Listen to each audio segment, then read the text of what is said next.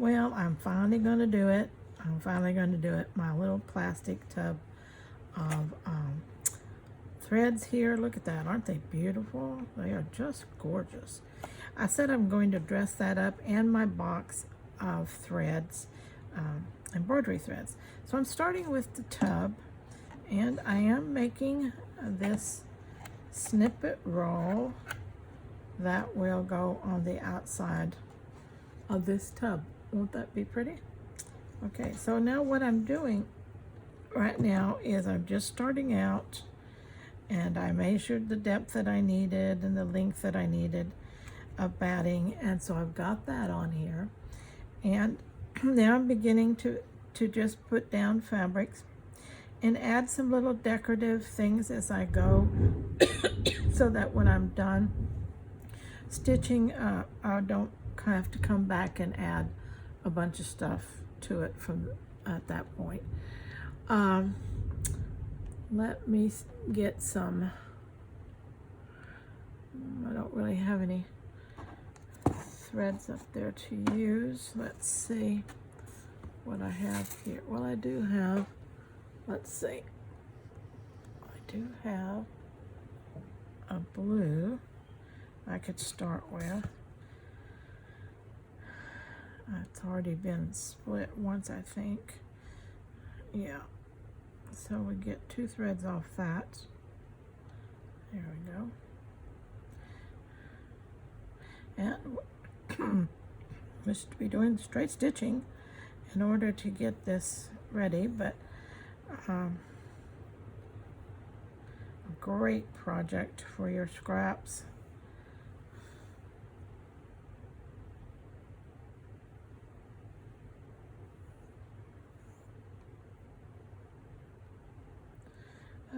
Okay,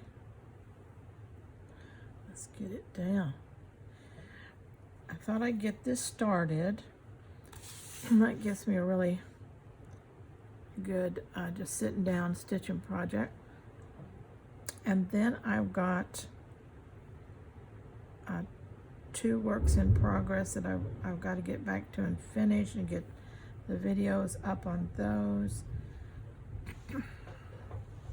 It's raining, so it's a good time to be sitting here and stitching with you. All right. Trim off that little bit of a tail.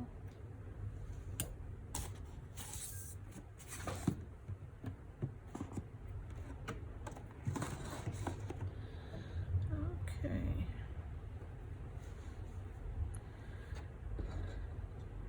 I think the first thing, let's see.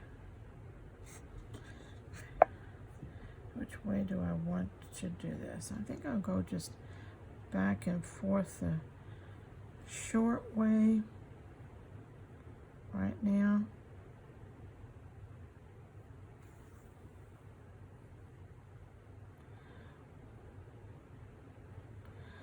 There is just nothing more relaxing than sitting here with a needle and thread in your hand, fabric under your fingers, and just running a stitch. Straight stitching is a no-brainer. It doesn't matter on something like this how perfectly spaced your stitches are, or they have to be a certain size. None of that matters.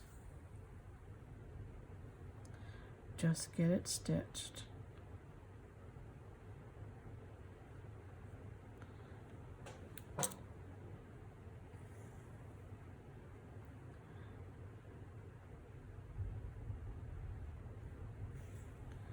Sometimes I do a little back stitch, then go back to my running stitch, especially if I'm working over edges and my stitch stops before the edge, and so I don't cap that edge of something and I want to, then in that case I will use a back stitch.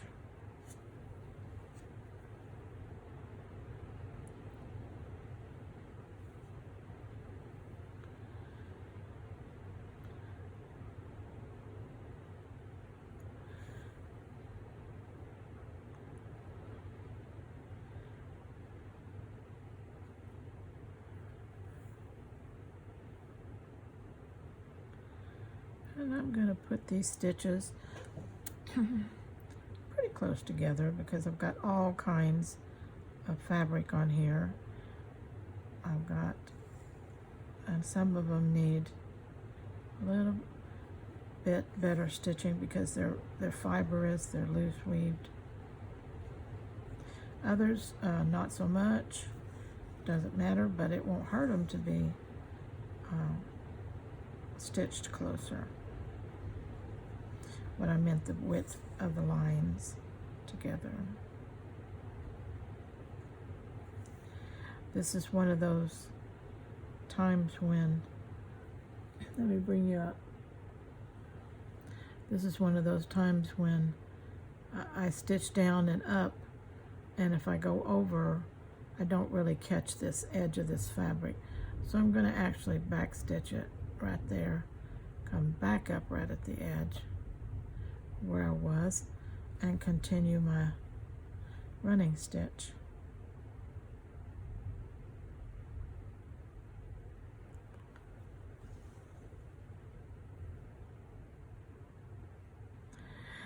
Now I have just scraps on here. As you can see, this is a woven scarf fabric. This is some cotton fabric that was used in something, I don't remember what, but anyway, it has machine stitching on it. This is a seam. It must have been a shirt or something, because here's a seam that's been commercially stitched on the edges there, so that had to come off of a garment.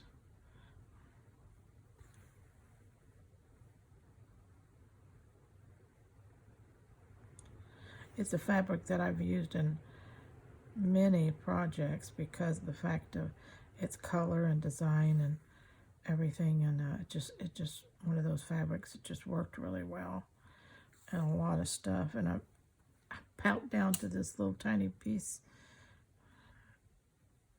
You know, I think I have a couple more little small pieces, but I'm just about worked my way all the way through it.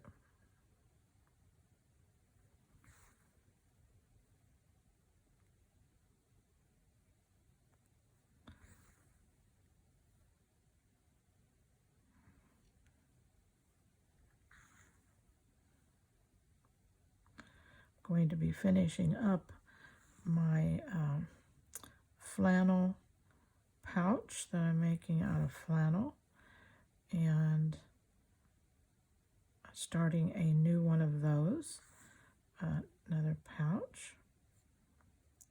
And let's see, I'll be finishing up the binding on the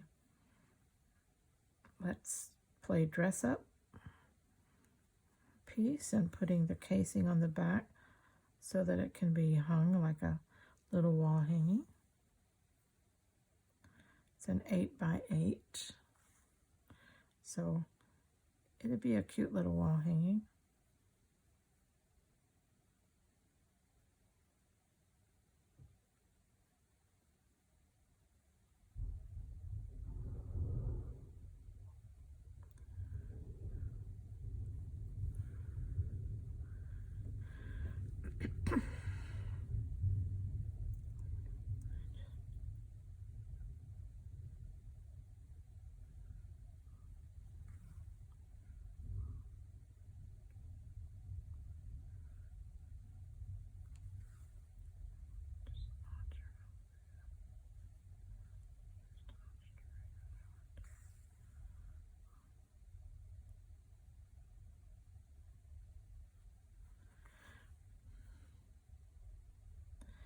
We have certainly having a wet spring this year, which is good for all the plants and trees and reservoirs and lakes and all that kind of stuff. And since I can't do anything else, you know, to let it rain.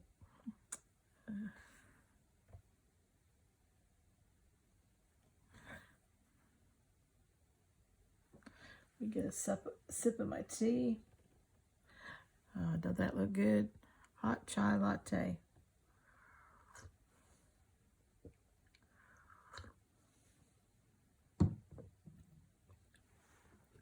do my little thing and put it up on my...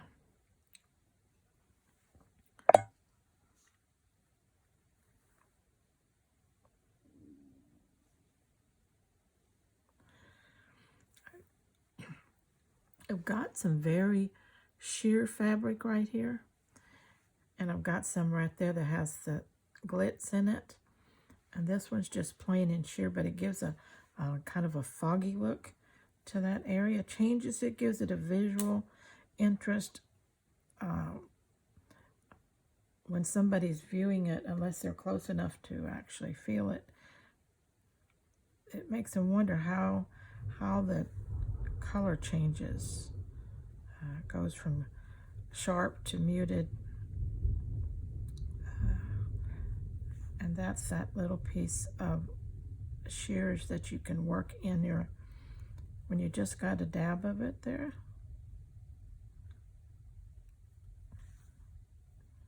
And you can see that down here, there's really strong color, but up in here is where that shear is laying in it. See how the color transitions. Bring it up a little bit more.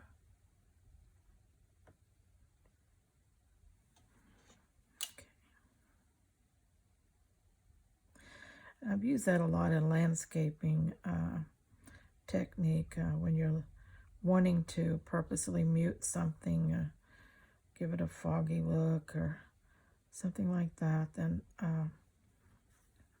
I've learned to use my shears that way. But they're just good to use as in your slow stitching like this. If you got a scrap, use it. Don't throw it away.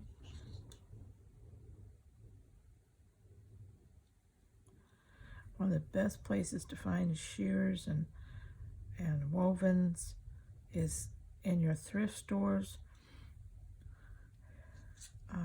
Goodwills, places like that, in the curtain household areas. Curtain panels and those type of things are great, and they have tremendous yardage in them, and you get them for little or nothing when you can find them. And a couple of years ago, I found brand new fiber panels. I've showed it to you before, but it's this stuff right here. These were fiber panel sheer. They were acting like shears behind curtains, and but a store had closed, and they got rid of all of them. They were brand new, tags on them, and I was able to buy 5 panels. And would you believe that over time I'm down to 1? I'm so sad because I've used that so often. In fact, I will be using it again as a backing for this piece.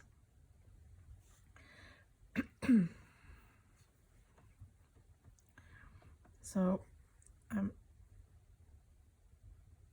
telling my friends that get out and about to keep their eye out on things like that for me, since I can't get out and shop like I used to. And I am not going to pay full price for things like that.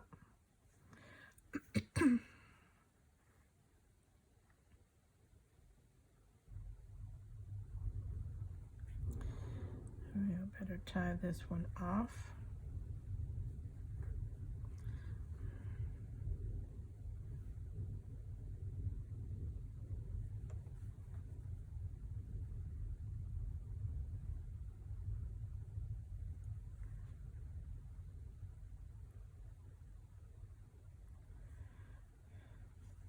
Got a really bad storm going through our part of the country here in the USA.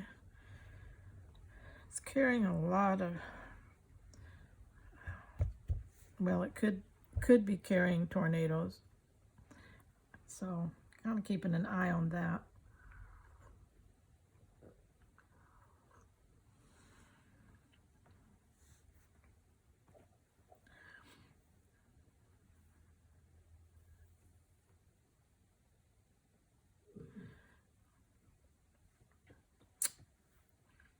What'd you guys have for lunch or supper today?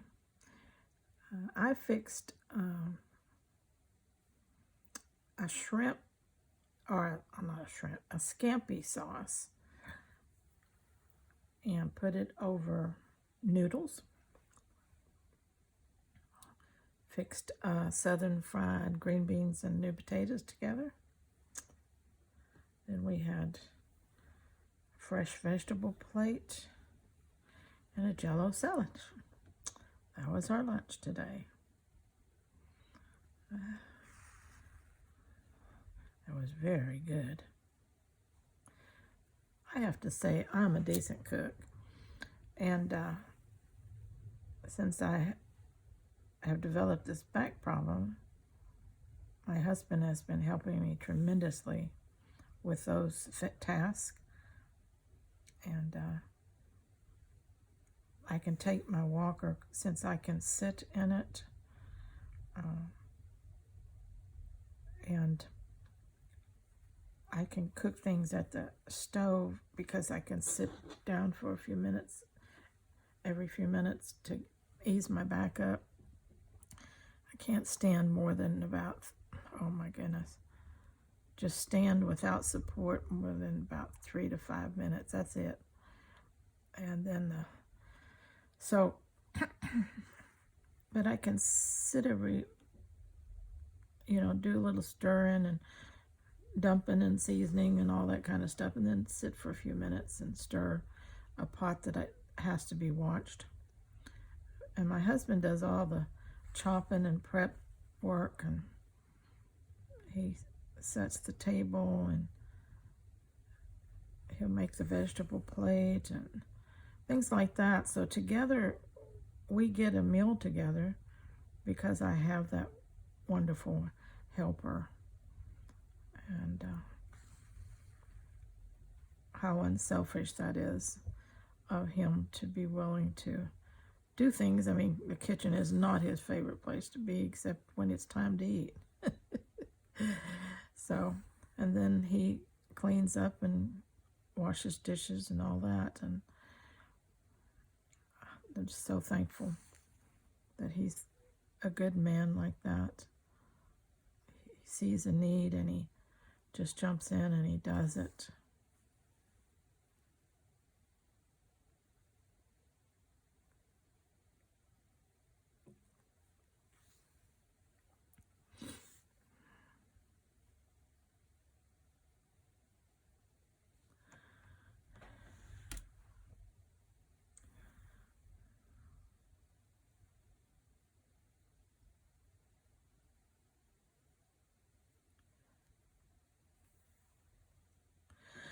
I'm going to finish this out very roughly.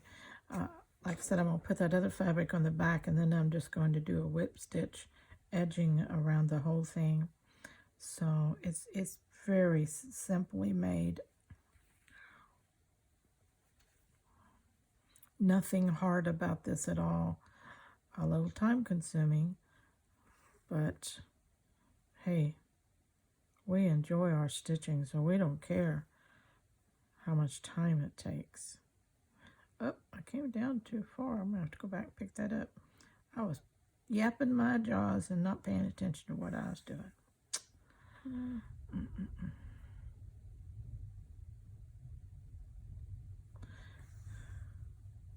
I used to do 2 things at one time and keep track of both.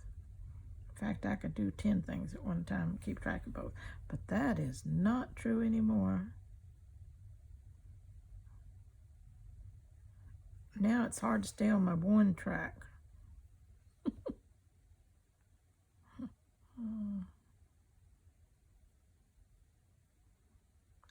Oh, I better get that.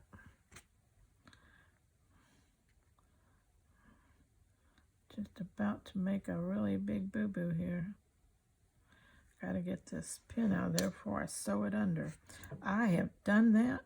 Sit right here and, sew it right in like an idiot. And then have to cut it out from the back side. Have you ever done that? Gosh, don't tell me you haven't, then I'll feel like a real moron. But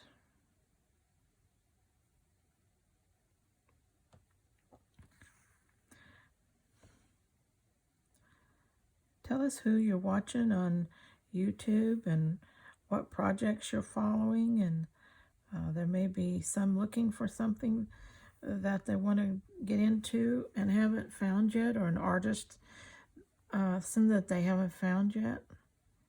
You know, we don't just watch one person. We like to watch several people. That way we really get a broad scope of ideas. So share those in the comments so that we can all. I'm always looking for a new artisan. I watch many talented people here on YouTube.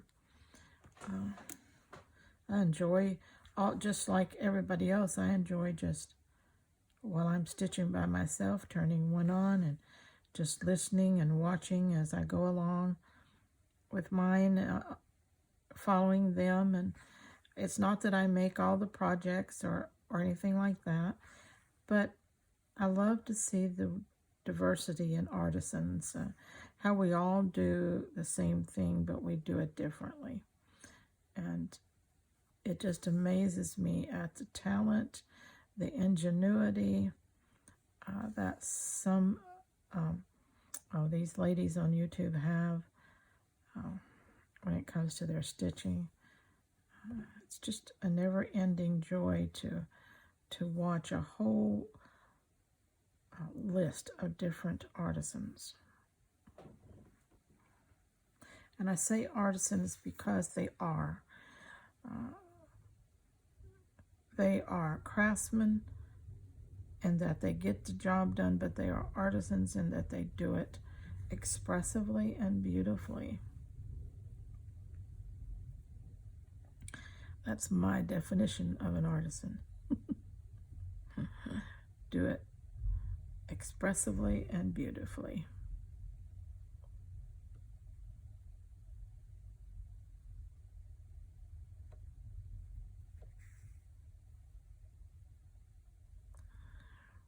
Got little torn edges here. We're going to do a little back stitch, see if we can catch that down a little bit.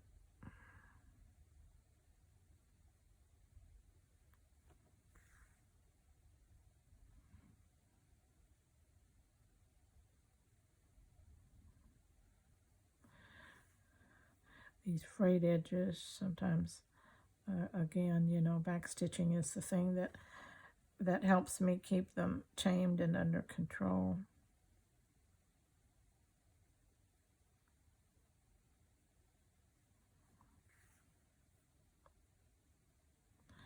Isn't it amazing when you start a little project like this, you know, how flimsy this feels down here, but then once you start stitching, how substantial and stable it begins to feel with the stitching in it.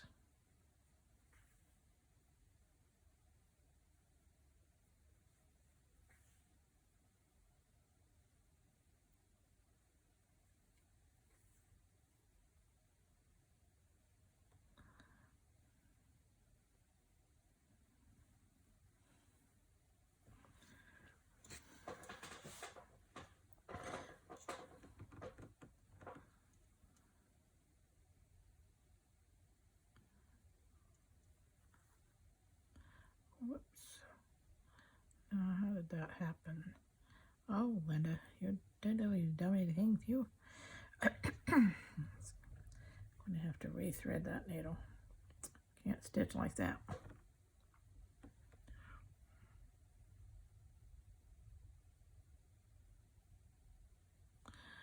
I hate it when it gets that little frayed edge at the end and you got that one little thread that just won't let it go through the needle.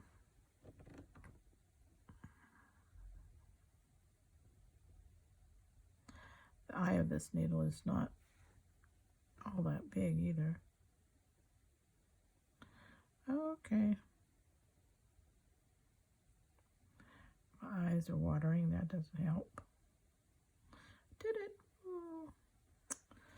Okay. I have to do it again. Goodness. I'll get this right. Don't give up on me.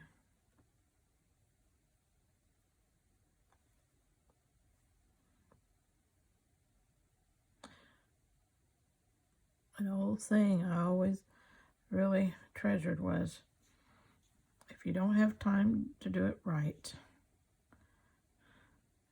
when do you have time to do it over? Isn't that so true? When we really concentrate and we think about what we're doing and we get a job done right, then we're not having to stop and do things over and waste our time. If you don't have time to do a job right, you think you got to rush it. That is your excuse. Got to get done. I'm on a deadline. If you don't have time to do a job right, when are you going to find time to do it over when you mess it up? Very good thing to keep in your mind.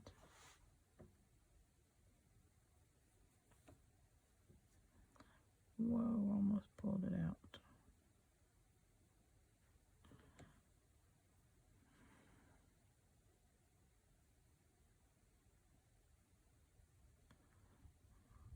I'm going to go up and get that one little loose end piece one more time.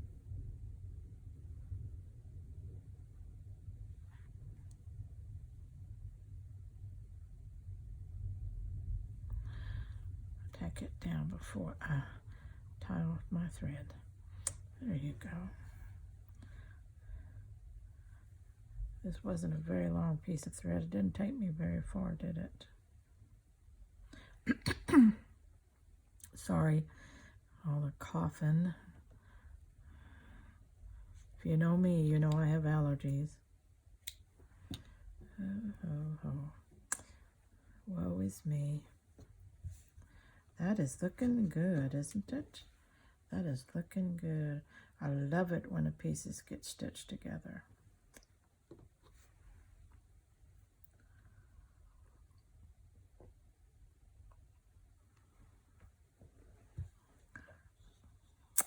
Okay, now I gotta find a new color thread. Okay, what color? Okay, I have some pinkish stuff up here. Let's try some of that. Let's see. Get out of my tea. Green.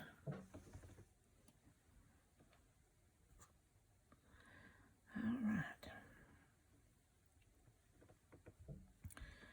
Okay, where did I put my needle? There it is.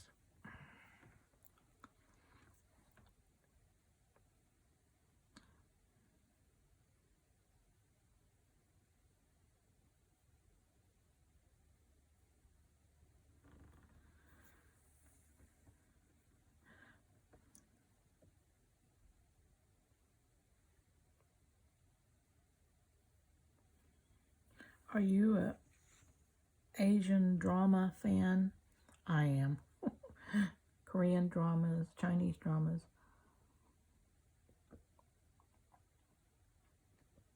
I would rather watch Asian dramas anytime than most anything on the television here in the U.S. Right now I'm watching a Chinese drama called Red Sleeve.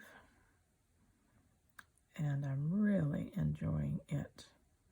It's a love story, and which is my favorite, as you know.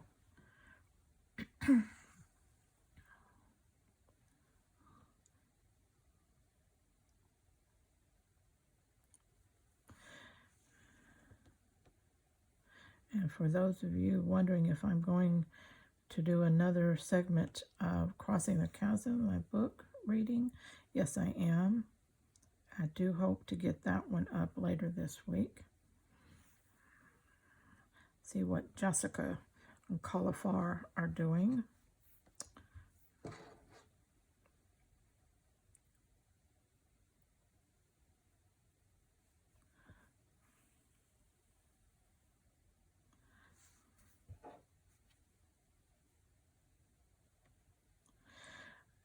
The Crossing the Chasm is a sequel to the book Given to the Prince. And it reads well on its own. When I wrote it as a freestanding story. But like any sequel that carries characters forward, if you take the time to read the first book or other books in a series, then you know the backstory, the nuances, little details that make these characters come alive from the very first page of the new book, because you know them.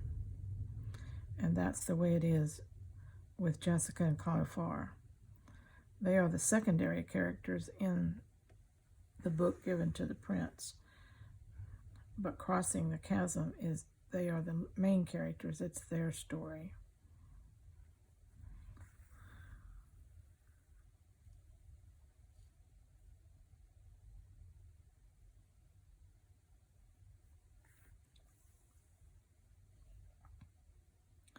So, if you like to listen to books while you read,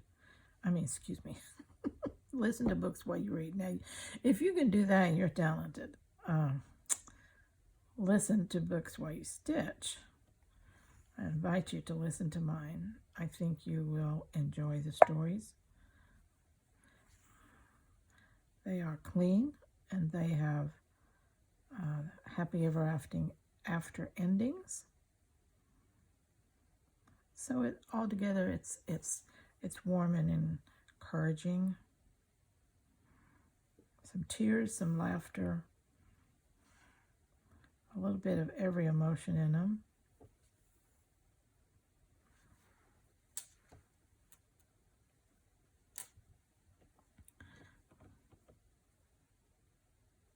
Are you straight line challenged? I am. Look at that. I don't have a real straight line in any of that. I gotta draw a line in order to follow a straight line. I always tend to curve or arch my just freestyle stitching. On a project like this, it doesn't matter, but if it did matter, I would have to pencil in a line that I could follow.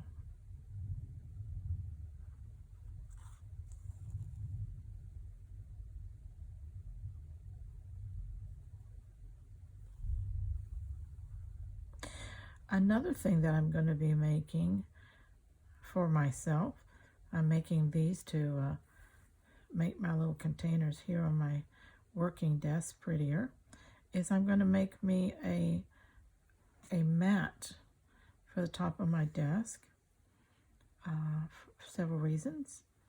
It'd be good to photograph items on. It'll look a lot prettier on camera. And it's another way to use scraps. And one of the most important things is I can put my scissors up and down and I don't have all that clinking noise that just irritates me. I hate that sound.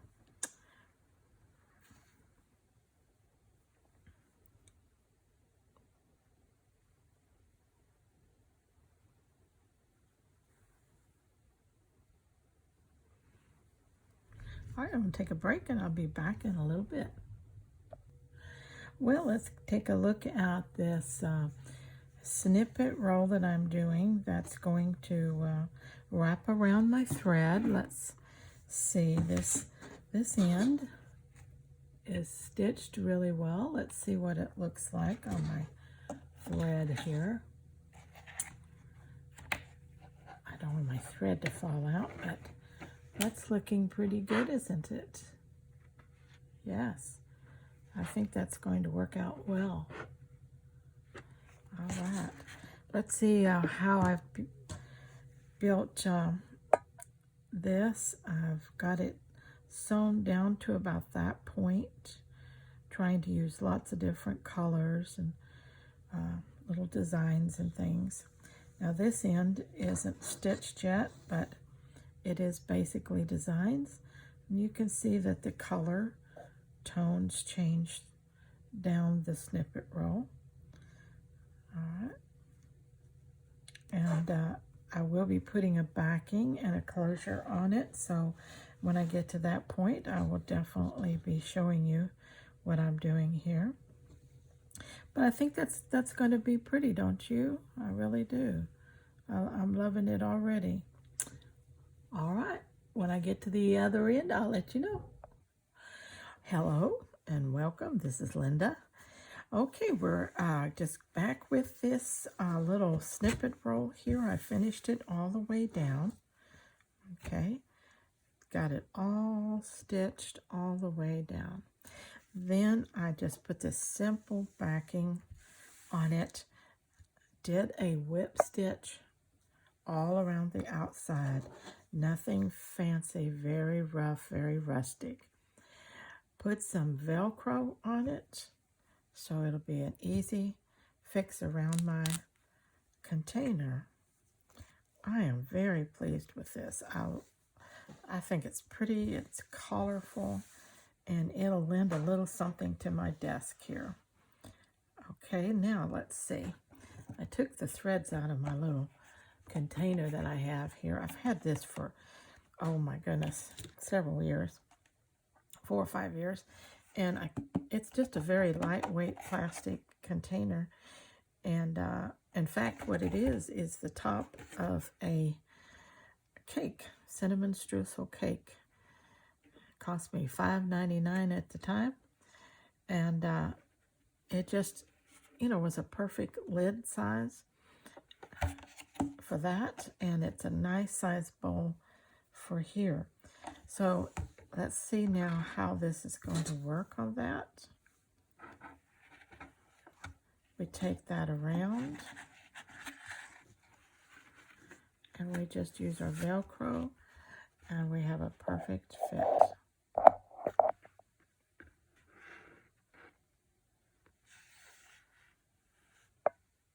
Isn't that nice? Very nice. Now we can just put our wad of threads back in there, and we have a fancy, fancy thread thing. Love it, love it.